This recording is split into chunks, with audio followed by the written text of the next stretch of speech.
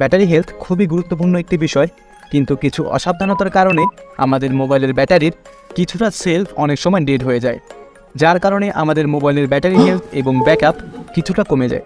যারা বেশ কয়েক বছর যাবৎ একই স্মার্টফোন ব্যবহার করছেন অথবা যারা সেকেন্ড হ্যান্ড মোবাইল কেনার কথা ভাবছেন, অবশ্যই তারা এই ভিডিওটি দেখবেন।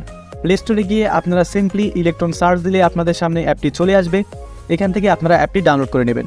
অ্যাপটি ওপেন করার পরে আপনাদের সামনে এরকম একটি ইন্টারফেস চলে আসবে। এখান থেকে আপনারা ক্যালিব্রেট নামে একটি বাটন দেখতে পাবেন। এখানে প্রেস করলে আপনাদের কিছু সময় লোডিং নেবে। এখান থেকে আপনারা এটি টিক করে দেবেন। টিক করে দেওয়ার পরে আপনাদের সামনে এরকম একটি ইন্টারফেস চলে আসবে।